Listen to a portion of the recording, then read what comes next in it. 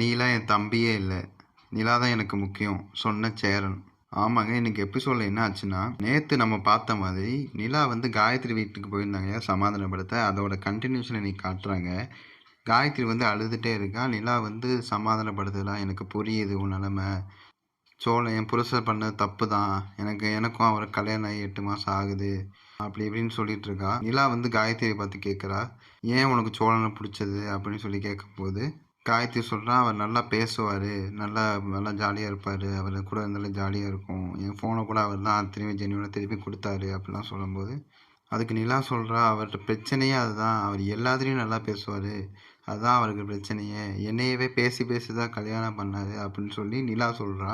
அப்படியே நிலா கொஞ்சம் கொஞ்சமாக காயத்ரி சமாதானப்படுத்தி நிலா வந்து எந்த ஊருன்னு கேட்குறா. காயத்ரி பார்த்து காயத்ரி திருவண்ணாமலை, நானும் திருவண்ணாமலை தான் அப்படின்னு சொல்லிட்டு அப்படியே ஒரு மாதிரி ஜாலியாக 2 பேர் பேச ஆரம்பிக்கிறாங்க. இதுக்கப்புறம் அங்கிட்டு பார்த்து கேட்டிங்கன்னா, அங்கே வீட்டில் இன்னும் சோழனை வெறுப்பேற்றி தான் இருக்காங்க. நட்டேசனும் பாண்டியனும் சேரனும் சேர்ந்துக்கிட்டு க்ளீனிங்லாம் முடிஞ்சு சாப்பாடு பண்ணிடவா அப்படின்னு சொல்லி இது காயத்ரி வேறு எல்லாம் ரெடியாக இருங்கன்னு சொந்தக்காரங்களாம் கூட்டம் அப்படிலாம் சொல்லி வெறுப்பேற்றிட்டு இருக்காங்க.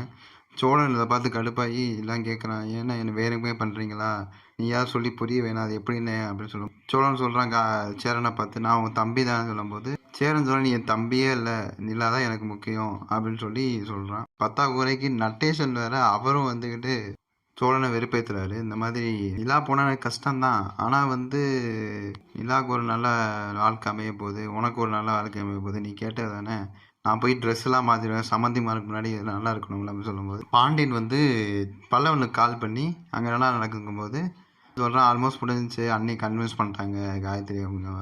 இங்கே அப்படியே மாற்றி சொல்கிறான் பாண்டியன், ஓ காயத்ரி எல்லாம் வராங்களா, அவங்க சொந்தக்காரங்களாம் வராங்களா, அப்படின்னா நாங்கள் ரெடியாக இருக்கோம்னு சொல்லிட்டு, அண்ணா நீங்கள் சமைக்க ஆரம்பிச்சிருங்க, அவங்க சொந்தக்காரங்களாம் வராங்க போது சொந்தக்காரங்களாம் வராங்க ஐயோன்னு சொல்லிட்டு ரொம்ப டென்ஷன் ஆகுறான். ரொம்ப டென்ஷன் ஆகி ரூமுக்குள்ளே போயிட்டு ஃபீல் பண்ணுறான். அப்போ தான் அவன் ரியலைஸ் பண்ணுறான், நம்ம பண்ணது எவ்வளோ சோழா தப்பு பண்ணிட்டேடா, ரொம்ப என் மேலே தான் தப்புன்னு சொல்லி தலையிலே அடிச்சுக்கிறான். ரொம்ப டென்ஷன் ஆகிறான், அழுகலாம் செய்கிறான். சோழன் ரூமை விட்டு வெளியே வரும்போது பாண்டியன் என்ன பண்ணுறான், ஃபோன் கேமரா ஆன் பண்ணி வச்சிடுறான். ஆன் பண்ணி ஒரு ஓரமாக வச்சிடறான், இவனுக்கு சோழனுக்கு தெரியாத மாதிரி. அதுக்கப்புறம் பார்த்தீங்கன்னா சோழன் வந்து கடுப்பாகி, நான் எல்லாம் லவ் பண்ணுறவங்களுக்குலாம் தெரியும்ல, அப்புறம் ஏன் இப்படிலாம் பண்ணுறீங்க, அதாவது சும்மா தான்டா பண்ணேன் வெறுப்பேற்றுறதுக்கு, இப்போ இப்படி ஆகும் எனக்கு தெரியாது, இப்போ காயத்ரி இவ்வளோ ஒன்றா நிலா போகிற இவ்வளோ கஷ்டமில்லை அப்படின்னு சொல்லி ரொம்ப ஃபீல் பண்ணுற மாதிரி டென்ஷன் ஆகிறான். அதுக்கப்புறம் வீட்டை விட்டு, நான் வீட்டில் இருந்தால் இப்படி பண்ணுவீங்க, நான் வீட்டை விட்டு போகிறேன்னு ஓடி போகிறான். இவங்கெல்லாம் பிடிக்கிறாங்க. இதுதான் இன்றைக்கி நடந்த கான்செப்ட்டு. இதுக்கப்புறம் நிலாவும் காயத்ரி வந்து பேசிக்கிற மாதிரி அப்படியே ஜாலியாக பேசுகிற மாதிரி காமிச்சாங்க. இதுக்கப்புறம் எப்படி போக போகுது, அந்த பாண்டியன் ரெக்கார்ட் பண்ண வீடியோ நிலா பார்ப்பாளா, இதுதான் இதுக்கப்புறம் நடக்க போகுதுன்னு நினைக்கிறேன். இதுக்கப்புறம் வர அப்டேட்ஸை நம்ம அடுத்தடுத்த வீடியோ பார்ப்போம். மறக்காமல் சப்ஸ்கிரைப் பண்ணிடுங்க, லைக் பண்ணிடுங்க. நன்றி, வணக்கம்.